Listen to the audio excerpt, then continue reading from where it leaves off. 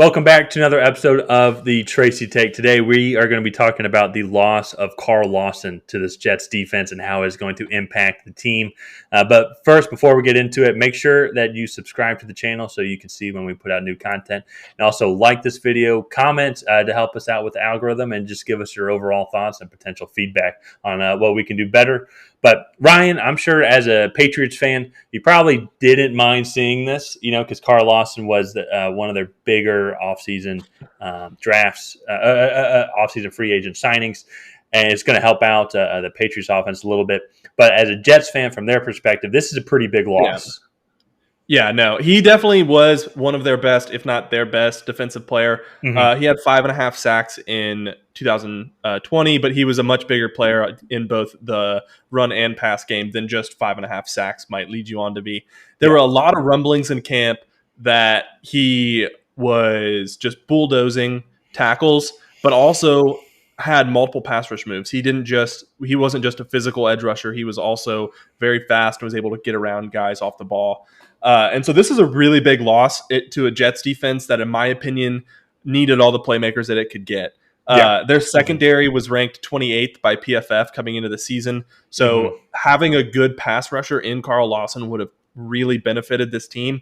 But overall, I think the Jets just lost a good player, and they have a few other guys behind him, but not a whole lot of pass rush production in that front seven that they can go to. So if we're looking at the guys that can replace Carl Lawson, the two top guys right now are going to be Ronald Blair, who just came over from San Francisco. He has 13 and a half career sacks over 4 seasons in the league. And then also Bryce Huff, who he did have 2 sacks last year in 2020. But so I think they can replace the 5.5 sacks that Carl Lawson did have between those two guys potentially. But I think where it's going to hurt more is just going to be in just the consistent pressure that Carl Lawson would be able to provide. And as you mentioned, already having a weaker secondary, it just adds to another big amount of issues that the Jets team is offering, and already in a division with some explosive offenses as well. It's going to be really tough for them to keep points off the board.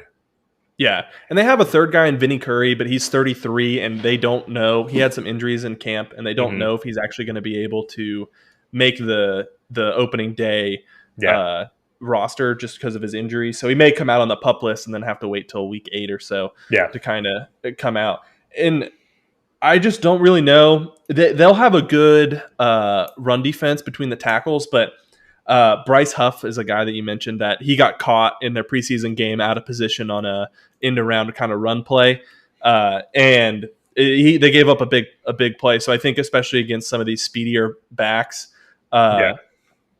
they may really struggle to consistently stop the run if they go against a guy like a Myles Gaskin, who's a little bit faster, or a James White, who they can kind of kick out. The Patriots can kind of kick a ball out to and get them in space. They don't have necessarily an open playmaker off the edge anymore. And so I think the Jets defense took a big hit with the loss of Carl Lawson.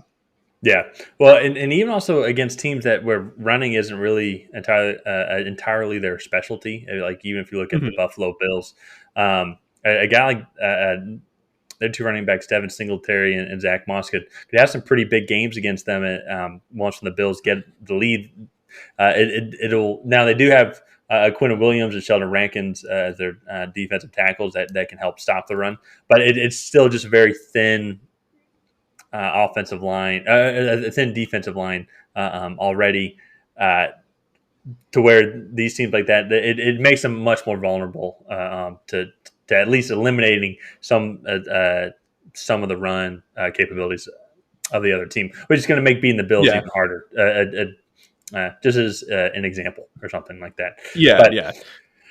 They do still have some good pieces, I would say, on the defensive line, as I already mentioned, Rankins and Quentin Williams, but they'll really need to step up as well as some of the backup players to help kind of make up for this loss. Now, I'm curious to see how this will affect Carl Lawson for the rest of his career. There have been guys that have had these Achilles ruptures, but have not been able to bounce back, and so it makes Yeah. me curious depending on where the Jets finish this year. If they are in the top five, are they going to go after the best edge rusher, or are they going to try and add some more offensive line depth, or Yeah.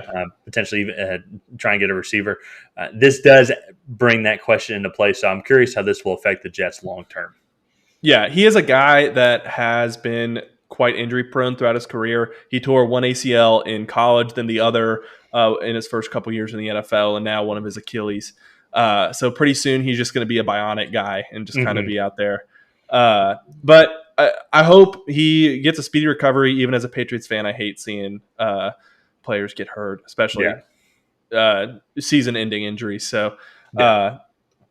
But yeah, I think that's going to do it for this episode of the Tracy Take. If you have not already, please go ahead and like and subscribe and leave us a comment down below. Let us know if you liked what we said or if you disagree with anything that we said, then put it down there. And we'll see you guys next time.